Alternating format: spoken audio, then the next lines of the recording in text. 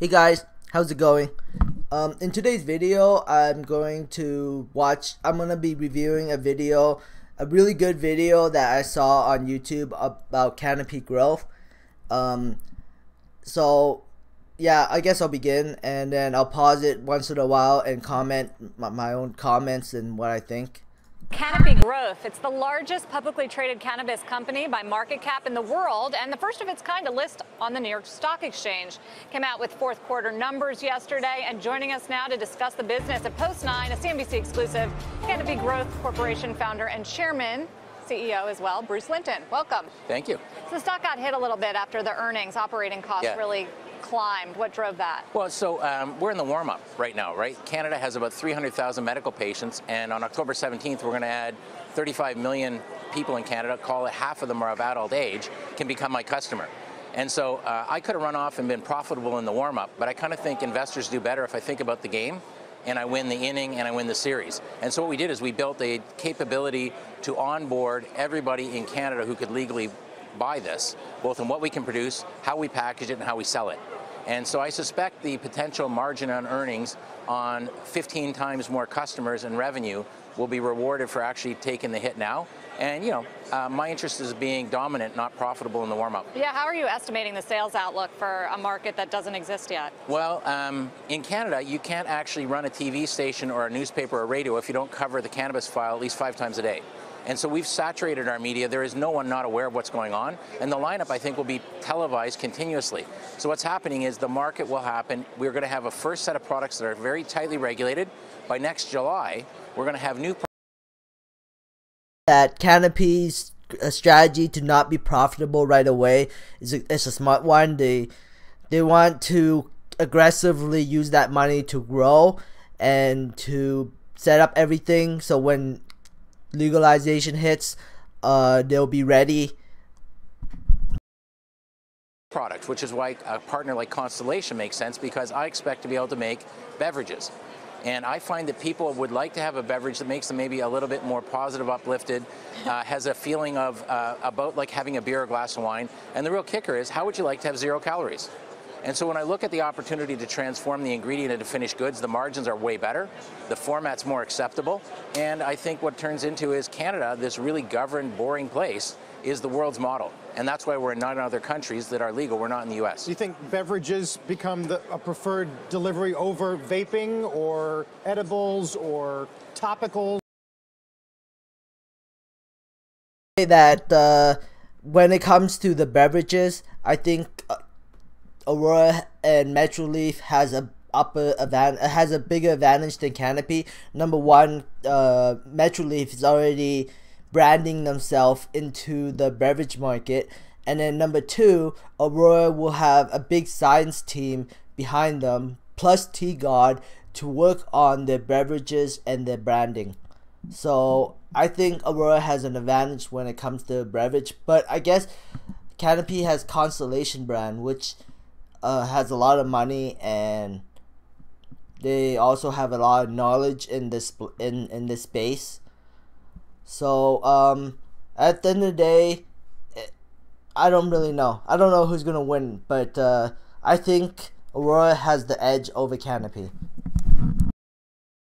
So we're going to do all of them and let people decide.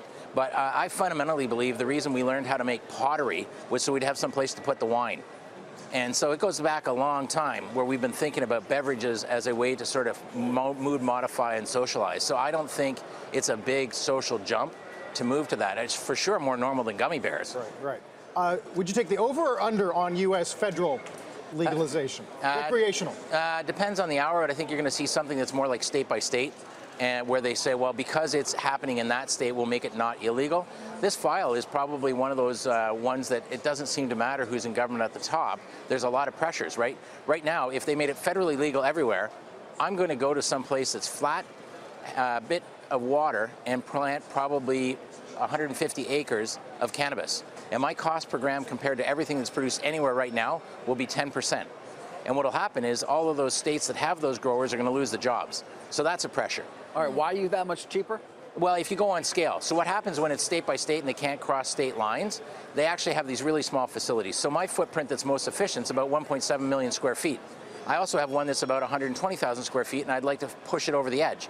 And so what you'll find is the scale and platform on a state-by-state basis is very small. They have like 1,000 growers for Colorado.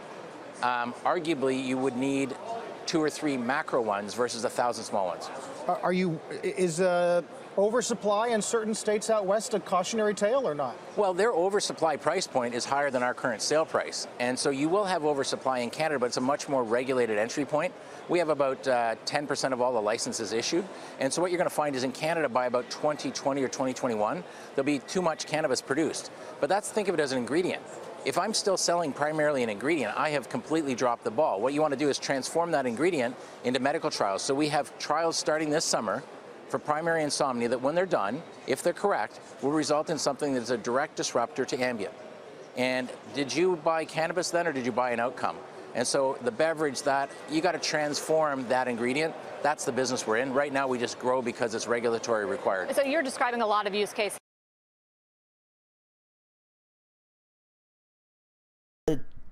I guess a drug in developed, once it's approved, it can go to market, but basically it's like using cannabis to help you go to sleep, and they say that they can patent it, but then you gotta remember that Aurora has they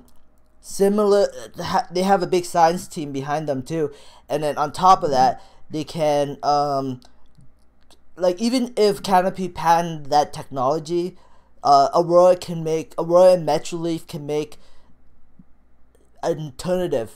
Like, they can make a different method, and they have a big science team. So I'm sure Aurora and Metroleaf and Canamed, if the merger goes through, will have a really big science team to study and research all type of products that they can sell in the market. So that's very exciting. Both Canopy and Aurora are doing very exciting stuff.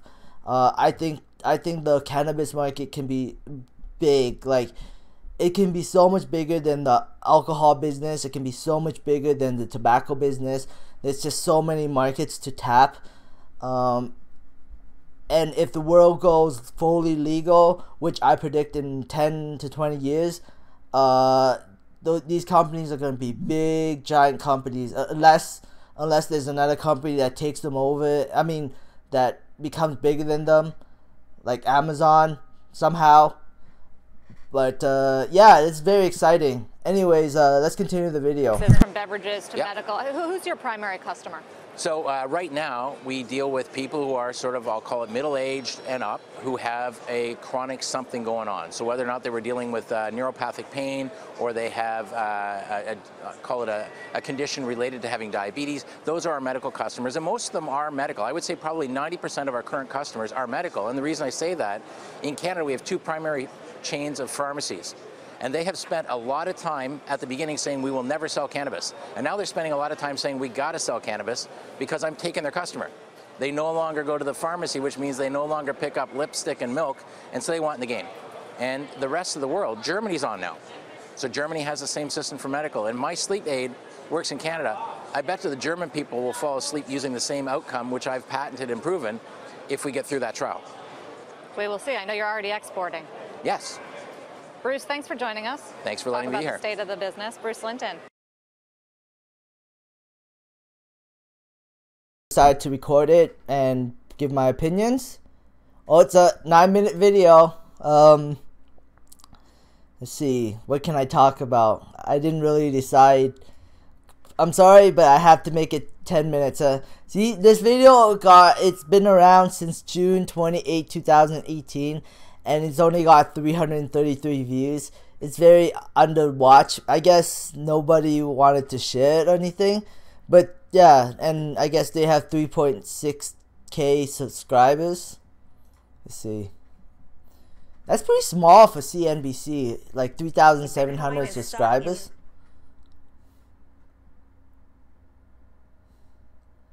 Yeah. Well, I'm subscribed to them, I think. Oh, no, now I'm definitely subscribed to them. Okay, well, thanks for watching, guys. If you, 4 seconds, 3 seconds. Well, thanks for watching, guys. Give me a thumbs up if you like this video. Give me a thumbs down if you dislike this video.